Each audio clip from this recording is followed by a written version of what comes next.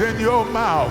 The power of life and death is in your mouth. If you open your mouth, demons are going to run out of this room. If you open your mouth, spells are going to be broken in this room. If you open your mouth, addictions are going to be broken in this room. If you open your mouth, somebody in the hospital is going to get their healing right now. If you open your mouth, that wandering child is about to come home. I dare you to open your mouth.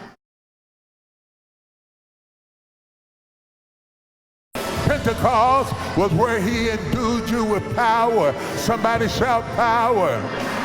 You got power over what you've been worried about.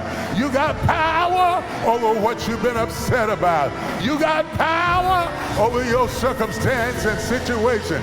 The power is in your feet. The power is in your hands. The power is in your mouth.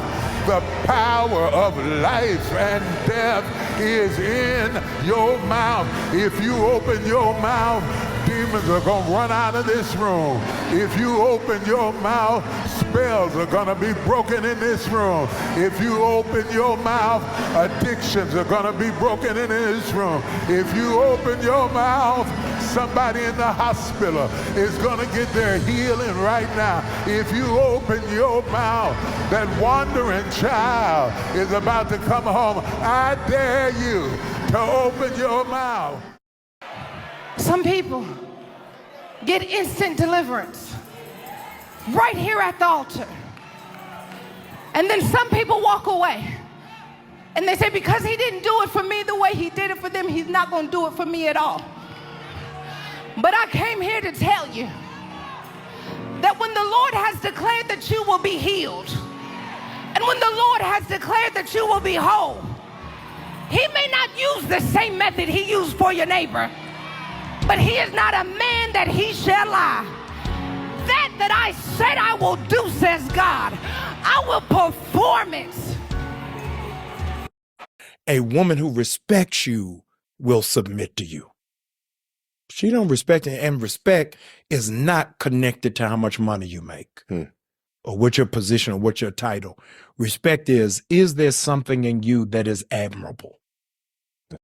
That's the promise of tomorrow. And in the face of impossible odds, people who love their country can change it. How does it feel to love the author of the gospel? You can be a great preacher and get in the car and the enemy will fight you in your thoughts all the way home, because the enemy knows that the thoughts are the birth canal through which your preaching comes. And if he can convince you that you are not enough, he can terminate your ministry, not because he couldn't shut your mouth, but he shuts down your thoughts. For as a man thinketh in his heart, so is he.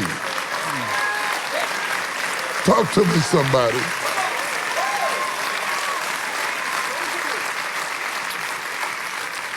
Look at somebody and say, I can do this. You affirmations spoken over yourself, particularly if you're a person that wrestles with insufficiency complexes. The reason you have that, the reason you feel that way is because the way you talk to yourself.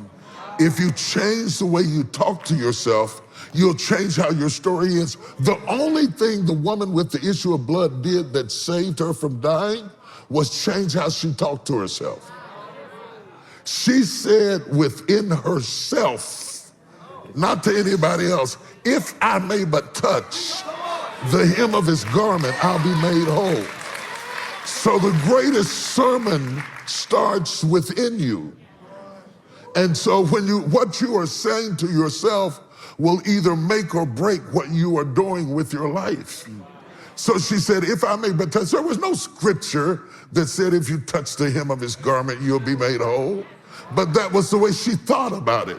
Like there was no definition for light when God said, let there be light, but it became what he thought.